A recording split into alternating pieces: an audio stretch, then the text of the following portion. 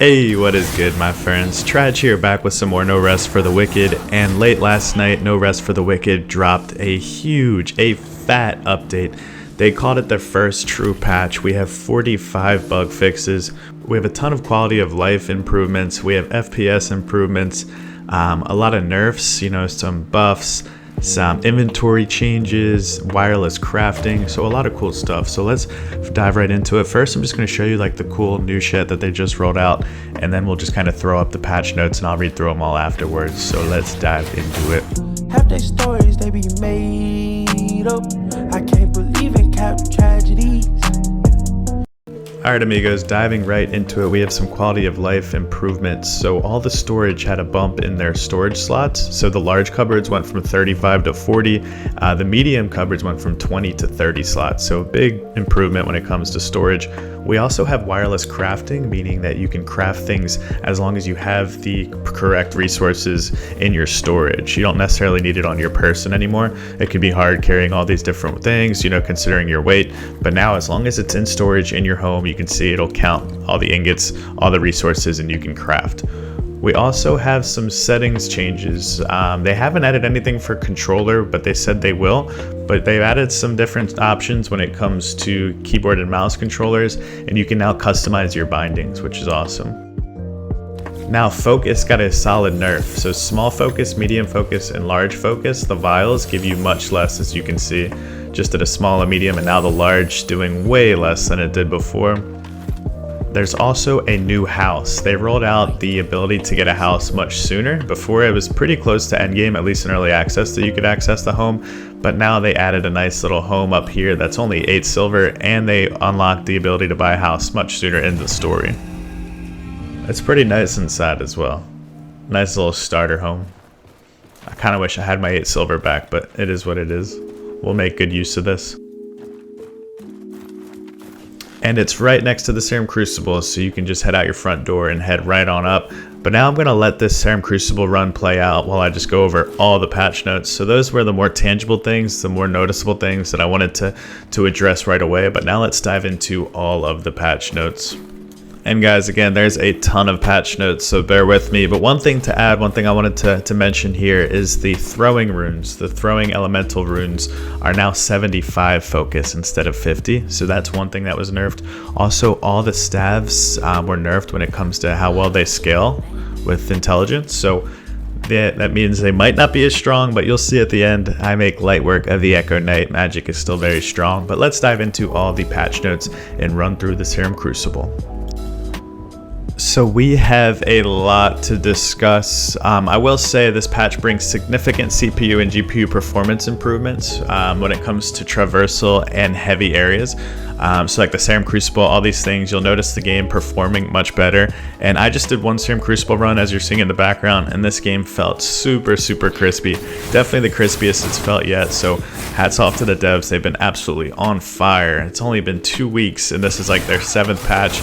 Their first true patch. They're calling it Early Access Patch 1. But yeah, man, the game feels smooth. Absolutely loving this game. Can't stop playing it. But let's dive into everything. So let's dive into performance. So a lot of the cinematics were optimized throughout the storyline, which is huge. Mountain Pass gate area is now optimized, so going to be running smoother. Significant optimizations to content loading and unloading in order to reduce dropped frames and improve baseline performance while traversing through environments. So again, making constant tweaks, improved performance for ice and frost enchantment and combat effects. So this was something that I wanted to test right away. So before, if you had the ice and frost enchantment, your game was struggling. Like every time you'd use it, it definitely hurt pretty bad. So I had to test that. It is working just fine now. Optimized enemies, improved GPU visibility, optimized microphysics, various cumulative improvements to baseline CPU performance. So I mean, as you can see guys, there's a lot that they optimize when it comes to visuals. I'm actually not going to read through all these. You can just hop on the game and see your frames tremendously increased. And if you don't have the Steam FPS overlay on, I would turn that on. It shows the FPS at the top right. I was getting like 160 today, so definitely was cruising. Cleaned up legacy content in all areas across the game to reduce memory usage. So again, polished it up big time. But let's dive into quality of life. So vendors and crafting table refineries can now access resources directly from storage. That was that wireless crafting I mentioned. Housing is available sooner, right after the Sacrament quest instead of completing the Rats and Raiders quest. Updated sorting for inventory to these categories. So now your inventory is going to be sorted, gear, food, combat, consumables, resources, just much easier to go through your storage as well as your inventory. The last equipped food quick item will be saved when leaving and rejoining a realm. That's very solid. Sometimes I'll go to pop my soup and I'll eat a single mushroom and I'll die because of it. Deprioritize ingredients being the next auto-selected food. Love that. Cinematic skip prompt will appear upon pressing the button instead of holding it. Improved legibility of some controller icons on the Steam Deck. Now for settings, as mentioned, added custom key rebinding options for a keyboard. Controller coming soon, we love to see that. Menu key rebinding currently not available. Added an additional mouse and keyboard control layout. Content additions, like I said, that new house, the knot, can now be purchased for just 8 silver. And there's 4 new armor sets, tier 3 False Ones armor sets, False Guardian, False Harbinger, False Oathkeeper, and False Remnant. That'll be awesome to see that. I wonder what they look like. I wonder if they're heavy. We'll have to check it out. New character animations to main menu and customization screens. Now we have loot.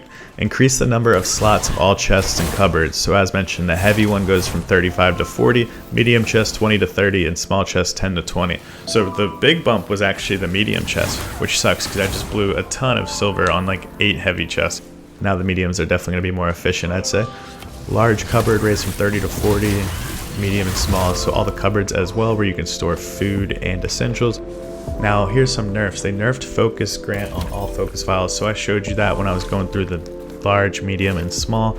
It was nerfed tremendously, actually cut in half, so you're not just going to be able to fill up your focus through potions.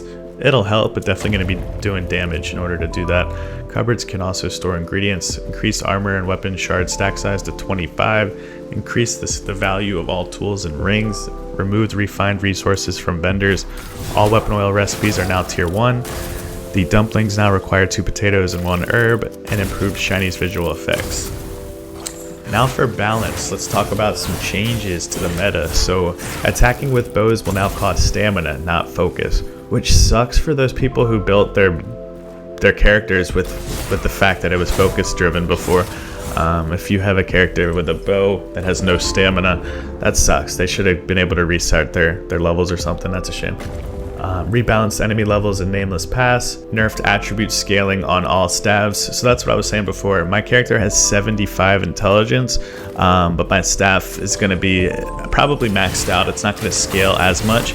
That doesn't mean other intelligent weapons aren't scaling up to 75, but it sounds like they toned it down a bit for the staves, which is fine. They were extremely overpowered. Nerfed focus gain for focus on damage dealt enchantment, and nerfed health gain for health on damage dealt enchantment. Increased focus cost on elemental throw runes to 75. So that's the one you're seeing in the background. It used to be 50. You could just rip that thing. But I have such a strong focus build that my character is able to regain focus so much. And I have 3 of the calm rings, so 3 focus rings.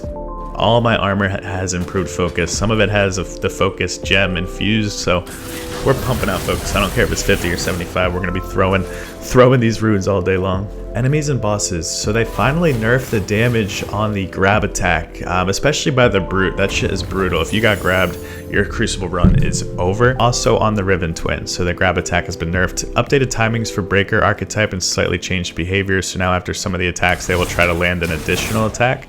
Updated the Risen Armored Great Axe patrol animation, polished backstab, polished jump attack, and polished heavy combo attack. NPCs, they polish multiple NPC portraits, so when you talk to them, that image that pops up will be more crisp. The roost, that house price reduced from 20 silver to 14. Well, you guys owe me 6 silver. So they improved collision and faders in nearly all areas. They improved lighting and volumetrics for the ship, improved lighting in the interior of Whitaker's building, updated models and textures for pipes in the Black Trench. Diving into audio, updated the ambience at Sarum Gate, updated the audio for Sacrament Cemetery. I absolutely love the music, so these are all W's to hear. Improved female bandit voices, polished Nameless Pass prisoner audio. Very cool. Keep the art, keep the music coming. We love it all. Bounties and challenges. Plague Ichor for duo bruiser bounty now drops when the second bruiser is killed instead of given for the bounty reward. Nice, we like that. Large sidebar tutorial screen increased in size, now adjusts based on the content with the scroll bar. Localization, added the updated localized text in many places across many languages. Added support for multiple missing localized elements, fixed text overlapping, and fixed Russian font sizing. Okay, Russians. And last but not least, we have the 45 bug fixes. So, fix an exploit where after removing a furnace, all resources used to refine are returned. Fix enemies T-posing when leaving camera view and coming back. Fix Dano stealing resources and putting them towards other upgrades. What? He was stealing resources? Fix being unable to activate a new bounty while there is an existing completed unclaimed bounty. Fix wrong prompts used for abandoning and replacing bounties and challenges. Love that. That was pissing me off. You go to return a bounty and it would say unclaim it or whatever. Fix attribute requirements on Ripper, Tongue Splitter, Coral Piecer, Faucet Furies, and Brutish Cudgel weapons. Fix hitbox on Plague Boomer's Worm Lunge attack being too big. Oh, I love that actually. That attack is brutal. Fix players not getting a rested bonus when sleeping in beds. I forgot that there was a bonus for sleeping. So if you sleep in a bed, the next time you get on, you have like a 20% health buff. I totally forgot that. Fix players not getting literally no rest for the wicked. That's funny. Funny devs. Fixed old leather tome quest item failing. Fixed character avatar still showing the last worn helmet. Fixed spots inside the ship and prologue where you can dodge through collision and get stuck. Fixed broken ladders. Fixed focus regen enchantment to regen correctly. Nice. Fixed plague boomer hitboxes. Those are those bastards that just dive at you and take you out in like 2 hits. Fixed plague rat's ability to see and react to the player. Fixed huntsman falling when using rollback. Fixed cage exile being unable to path toward player correctly. There's actually too much. There's too much to read. So I'm going to just keep this here. Yeah, so there's so many bugs that I'm actually going to just split this up and just show it on the screen for a good bit. If you want a screenshot or whatever you want to do, there's just so many. I'm not going to read all 50 of these. I did want you guys to have a one-stop shop though where you could come and see, you know, what exactly was patched, what was nerfed, what was buffed. I got some cool content following this video when it comes to new builds and old builds that work and all that good stuff. So make sure you subscribe if you enjoy the content, and I appreciate y'all. Have a good day. Peace.